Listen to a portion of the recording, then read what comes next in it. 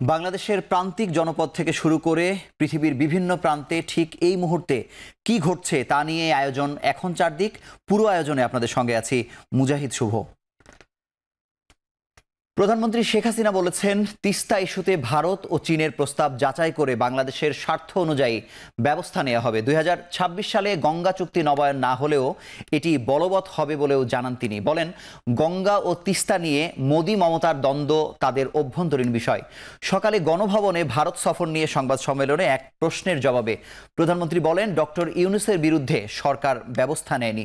উনি নিজেই প্রমাণ দিয়েছেন কর ফাঁকির। তার বিরুদ্ধে মামলা করেছেন শ্রমিকরা। ডক্টর ইউনূসের বিদেশে এত বিনিয়োগের অর্থের উৎস নিয়েও প্রশ্ন তোলেন প্রধানমন্ত্রী। চীনও একটা ফিজিবিলিটি স্টাডি করেছে, ভারতও একটা করে আমরা আমাদের কাছে যেটা সব থেকে বেশি গ্রহণযোগ্য লাভজনক আমরা সেটাই করব। মমতা ব্যানার্জির যে চিঠি সেটা তো উনি লিখেছেন ওনার দেশের প্রধানমন্ত্রীকে, এটা তো তাদের আভ্যন্তরীণ ব্যাপার, এখানে আমার তো কিছু বলার নাই। একটা দেশের মধ্যে হয়তো ট্রানজিট দিলেই বা ক্ষতিটা কি? আর রেল যেগুলি বন্ধ ছিল আমরা সেগুলি আস্তে আস্তে খুলে দিচ্ছি, তাতে আমাদের ব্যবসা বাণিজ্যে সহজ হচ্ছে, আমাদের ওই অঞ্চলের মানুষগুলি উপকৃত হচ্ছে, তাদের উৎপাদিত পণ্য বাজারজাত করার সুযোগ হচ্ছে, বা যে সমস্ত জিনিস আমাদের দেশে আনা সেগুলি আনার সুযোগ হচ্ছে। অর্থনীতিতে এটা বিরাট অবদান রেখে যাচ্ছে। আমরা বাংলাদেশে কি চারিদিকে দরজা বন্ধ করে বসে থাকবো? আজকে ইউরোপের দিকে তাকান, কিন্তু প্রত্যেকটা দেশ সভরেন দেশ, স্বাধীন দেশ, কেউ কাউকে তো বিক্রি করেনি। তা আমরা সাউথ এশিয়াতে কেন এই বাধা দিয়ে রাখবো? এতই যদি করে থাকে যে দারিদ্র বিমোচন হলো না কেন বাংলাদেশে? দারিদ্র বিমোচন করলাম তো আমি। শেখ হাসিনা কারোর সাথে জেলাসি করে না। Sheikh Hasina father of the নেশনের মেয়ে, বঙ্গবন্ধু শেখ মুজিবের মেয়ে। অন্তত এই জায়গাটায় কেউ আসতে পারবে না, আর সেটাই আমার গর্ব। আমি দেশও বেচি না, দেশের স্বার্থ বেচি না। সড়ক পরিবহন ও সেতু মন্ত্রী ওবায়দুল কাদের জানিয়েছেন, পদ্মা সেতুতে যান চলাচল শুরু হওয়ার পর থেকে এ পর্যন্ত প্রায় 1,27,00,000 যানবাহন পারাপার হয়েছে। টোল আদায় হয়েছে প্রায় 1,650 কোটি টাকা। পদ্মা সেতুর 2 বছর পূর্তিতে বনানীতে সেতু ভবন আয়োজিত সংবাদ সম্মেলনে তিনি একথা বলেন।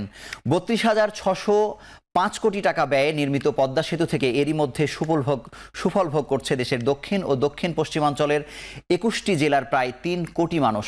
প্রতিদিন টোল আদায় হচ্ছে। এখন পর্যন্ত 6 কিস্তিতে অর্থ বিভাগকে 948 কোটি টাকা ইতোমধ্যে পরিশোধ করা হয়েছে। আগামী 27 জুন সপ্তম ও অষ্টম কিস্তির 314 কোটি টাকার চেক গণভবনে প্রধানমন্ত্রীর মাধ্যমে অর্থ বিভাগকে হস্তান্তর করা হবে বলে জানিয়েছেন সড়ক পরিবহন মন্ত্রী। আমরা এরই মধ্যে সুফল ভোগ করছি। দেশে, বিশেষত দেশে দক্ষিণ পশ্চিমাঞ্চলে 21টি জেলা 3 কোটি। ঋণ চুক্তি অনুযায়ী 6 কিস্তিতে অর্থ বিভাগকে 948 কোটি টাকা ইতোমধ্যে পরিশোধ করা হয়েছে। সপ্তম ও অষ্টম কিস্তি বাবদ 314 কোটি টাকার চেক গণভবনে মাননীয় প্রধানমন্ত্রীর মাধ্যমে অর্থ বিভাগকে হস্তান্তর করা হবে। ভারতের সঙ্গে করা 10টি সমঝোতাকেই বাংলাদেশের স্বার্থ বিরোধী বলছেন বিএনপির মহাসচিব মির্জা ফখরুল ইসলাম আলমগীর। বলেন, তিস্তা সমস্যার সমাধান কিংবা সীমান্ত হত্যা বন্ধে কোনো উদ্যোগ নেওয়া হয়নি।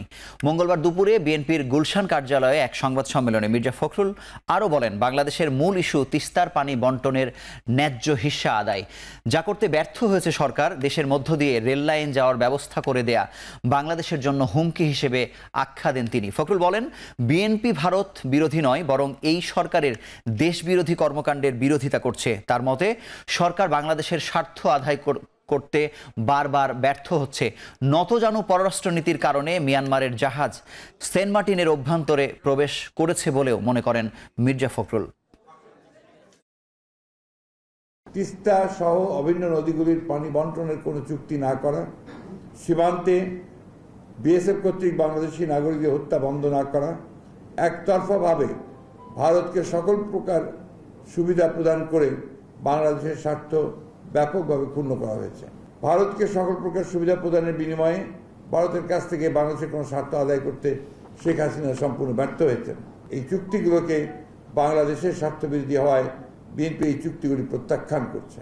নতজানু পররাষ্ট্রনীতির কারণেই বাংলাদেশের সার্বভৌমত্ব বারবার হুমকির সম্মুখীন হচ্ছে।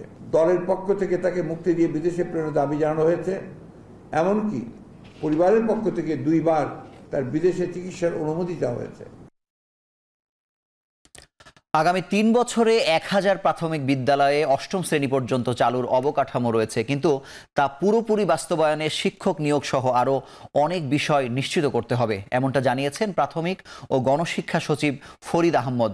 সকালে সচিবালয়ে প্রাথমিক শিক্ষা পদক নিয়ে সংবাদ সম্মেলন শেষে তিনি জানান, 154টি বিদ্যালয়ে এখনই 8ম শ্রেণী চালুর মতো অবস্থায় রয়েছে। শিক্ষার্থী কম থাকা বিদ্যালয়গুলোকে একীভূত করার বিষয়ে সচিব জানান, 150টি বিদ্যালয়ে শিক্ষার্থীর সংখ্যা 10 থেকে 50 জনের মধ্যে আছে। সব বিদ্যালয়কে পার্শ্ববর্তী বিদ্যালয়ের সাথে একীভূত করা হবে না। পার্বত্য অঞ্চল ও চরাঞ্চলের বিদ্যালয়গুলো একীভূতকরণ প্রক্রিয়ার বাইরেই থাকবে। এবার 3টি ক্ষেত্রে 18টি ক্যাটাগরিতে 126 জন প্রাথমিক শিক্ষা পদক পাচ্ছেন। এর মধ্যে প্রধানমন্ত্রীর হাত থেকে পদক গ্রহণ করবেন 54 জন। অর্থ মন্ত্রণালয়ের পেনশন সংক্রান্ত প্রজ্ঞাপন প্রত্যাহার করে চলমান পেনশন পদ্ধতি বহাল রাখার দাবিতে 27 জুন পর্যন্ত কর্মবিরতি ও অবস্থান কর্মসূচি পালন করবে ঢাকা বিশ্ববিদ্যালয় শিক্ষক সমিতি। মঙ্গলবার কলাভবনের প্রধান ফটকে দুপুর 12টা থেকে 1টা পর্যন্ত অবস্থান কর্মসূচি পালন করেন সমিতির সদস্যরা। এ সময় শিক্ষার্থীরা জানান,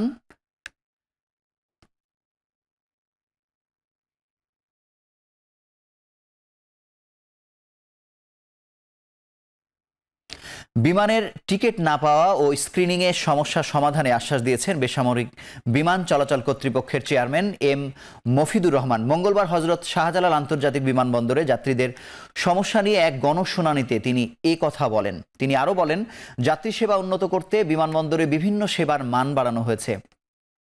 আগামী 26 জুন থেকে দেশে ফেরা যাত্রীদের ব্যাগেজ সেবা দিতে চালু হবে বিআরটিসি বাস সেবা। এ সময় সেবা সংস্থাগুলোকে যাত্রীদের চাহিদা চেয়ে আগাম সুবিধা দেওয়ার নির্দেশ দেন তিনি। যাত্রীদের সেবার মাধ্যমে সন্তুষ্টি দিতে বিমানবন্দর ব্যবস্থাপনায় উন্নয়ন কাজ চলছে বলে জানায় সিভিল এভিয়েশনের চেয়ারম্যান। আমরা যারা স্টেক হোল্ডার আছি, আমরা তাদের চাহিদাকে অ্যান্টিসিপেট করে আমাদেরকে প্রোঅ্যাক্টিভ ভাবে যে কি চাহিদা হতে পারে সেইটাকে আমাদের নজর দিতে হবে। আগমনের পরে আমাদের স্ক্রিনিং, কাস্টমস স্ক্রিনিংটা আপনাদেরকে অনেক বিলম্ব করে দেয়। এই ব্যাপারটা আমরা অবহিত আছি। বিআরটিসির মাধ্যমে এখন 2টা বাস আমরা তৈরি করেছি। এই 2টা বাস আগামীকাল থেকে চালু হবে। 25% লজিস্টিক্স খরচ কমলে 20% রপ্তানি বাড়ার সুযোগ রয়েছে। আর এজন্য প্রযুক্তি নির্ভর 4th পার্টি লজিস্টিক্স সহযোগী অবকাঠামো ও নীতি তৈরির তাগিদ ব্যবসায়ীদের। বিকালে রাজধানীর ওয়েস্টিনে ফরেন ইনভেস্টর্স চেম্বারের এক আলোচনায় বক্তারা বলেন, অবকাঠামোর আধুনিকায়নের পাশাপাশি বাণিজ্য বান্ধব করতে হবে বন্দর কার্যক্রম, বাড়াতে হবে প্রযুক্তি নির্ভরতা। তারা বলেন, বাণিজ্য কার্যক্রম সহজ না হলে অবকাঠামো ও প্রযুক্তিতে বিনিয়োগ ফলপ্রসূ হবে না।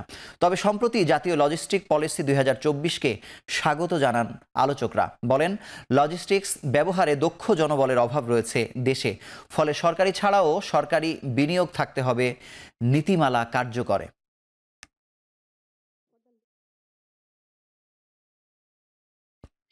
বাংলাদেশে ইতালীয় প্রতিষ্ঠানের সহযোগিতায় প্রথম মহাকাশ আবহাওয়া পর্যবেক্ষণের জন্য স্থাপিত হল GNSS আয়নোস্ফিয়ারিক অবজারভেটরি। ইতালির national institute of geophysics and ভলকানোলজির সাথে military institute of science and টেকনোলজির যৌথ উদ্যোগে এই পর্যবেক্ষণ সংস্থাটি স্থাপিত হয়।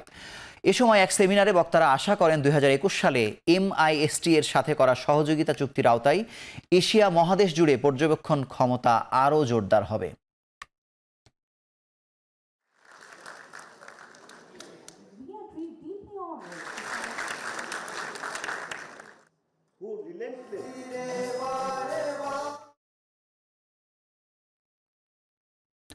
অবৈধ সংযোগ থাকার অভিযোগে রাজধানীর মিরপুরের কয়েকটি আবাসিক এলাকার গ্যাসের লাইন সংযোগ বিচ্ছিন্ন করেছে তিতাস কর্তৃপক্ষ।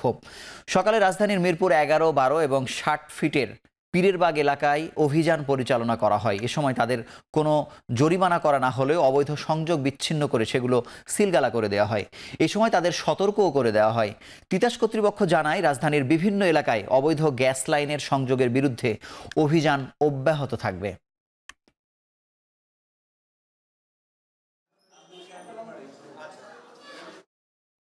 রাজধানীর হাজারীবাগের বোরহানপুর এলাকার নির্মাণাধীন ভবনে এডিসের লার্ভা পাওয়ায় 10,000 টাকা জরিমানা করেছে ভ্রাম্যমাণ আদালত। সকালে ঢাকা দক্ষিণ সিটি কর্পোরেশনের 22 নম্বর ওয়ার্ডের কয়েকটি ভবনে অভিযান পরিচালনা করেন নির্বাহী magistrate Delwar Hossain. Golden city আবাসিক এলাকার নির্মাণাধীন একটি ভবনের বেসমেন্টে প্রচুর লার্ভা পাওয়া যায়। সিটি কর্পোরেশনের মশক নিধন কর্মকর্তারা জানান, গত বছরও এই ভবনটিতে বিপুল পরিমাণ লার্ভা পাওয়া গিয়েছিল, হয়েছিল জরিমানাও। এবছর কয়েকবার সতর্ক করার পরেও শুধরায়নি ভবন মালিকরা। অভিযানে জরিমানার পাশাপাশি সতর্ক করা হয়েছে আশপাশের ভবন মালিকদেরও।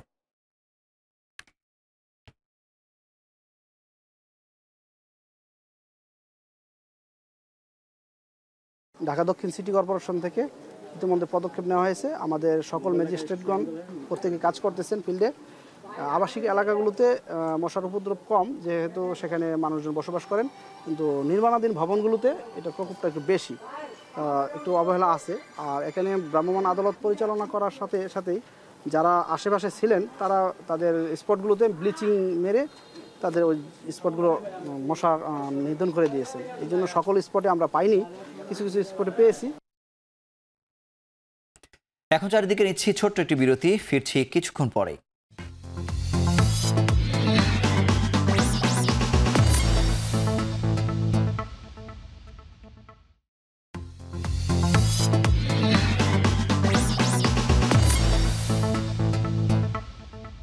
ফিরলাম বিরতির পর, দেখছেন এখন চারদিক। সিলেটের নিম্নাঞ্চল থেকে নামতে শুরু করেছে বন্যার পানি। আশ্রয় কেন্দ্র থেকে ঘরে ফিরতে শুরু করেছেন বানভাসী মানুষ। সুরমার পানি বিপদসীমার নিচ দিয়ে প্রবাহিত হওয়ায় সিলেট জেলার বন্যা পরিস্থিতি অনেকটাই উন্নতির দিকে। তবে কুশিয়ারার 3টি পয়েন্টে এখনও বিপদসীমার ওপরে বইছে পানি। গত 3 দিনে 7.5 লাখে দাঁড়িয়েছে বন্যা আক্রান্তদের সংখ্যা। এদিকে পানি নেমে গেলেও দুর্ভোগ কমেনি হবিগঞ্জ ও সুনামগঞ্জের বানভাসী মানুষের। নতুন করে ঘুরে দাঁড়ানোর চেষ্টায় দিশেহারা নিম্ন আয়ের মানুষেরা। ঢলের পানিতে বসতভিটা ভেসে যাওয়ায় দিশেহারা অনেকে। পানি উন্নয়ন বোর্ড বলছে, সুনামগঞ্জের নদ নদীর পানি এখন বিপদসীমার নিচ দিয়ে প্রবাহিত হচ্ছে। সুরমা নদীর পানি প্রবাহিত হচ্ছে বিপদসীমার 46 সেন্টিমিটার নিচ দিয়ে।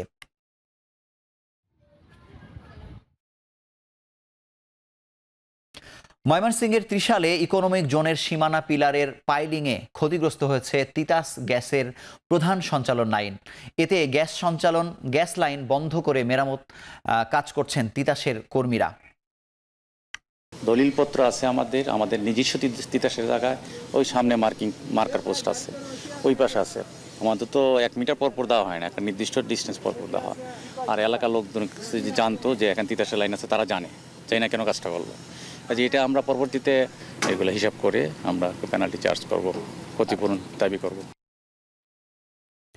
রেলে স্বল্প দূরত্বে রেয়াতি সুবিধা পুনর্বহলের দাবিতে চট্টগ্রামে মানববন্ধন করেছে রেল, নৌ যোগাযোগ ও পরিবেশ উন্নয়ন গণকমিটি। এটি বাতিল করায় কুমিল্লা থেকে চট্টগ্রামের যাত্রীদের ভাড়া বেড়েছে 30%। 1992 সালে রেলে সেকশন ও দূরত্ব ভিত্তিক রেয়াত সুবিধা চালু করে তৎকালীন সরকার।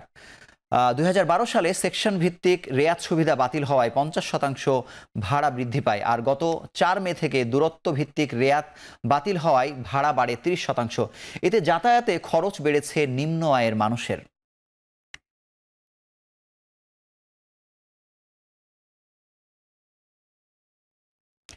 চলতি বছরের 6 মাসে বাংলাদেশ থেকে জনশক্তি রপ্তানি হয়েছে 5,60,902 জন।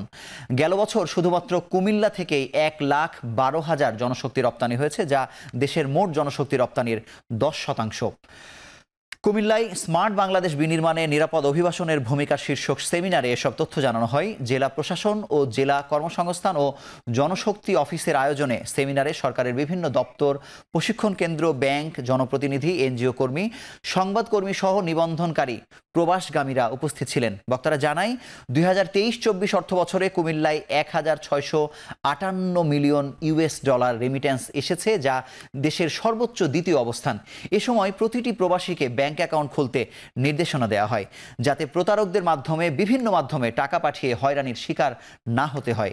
এছাড়া মাদক এবং নানা রকম অবৈধ প্রলোভন থেকে অভিবাসীদের সতর্ক থাকার পরামর্শ দেন বক্তারা।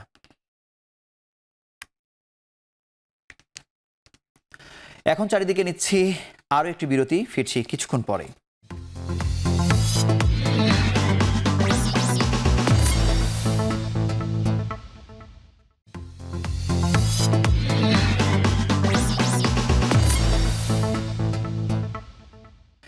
আবারও ফিরলাম বিরতির পর।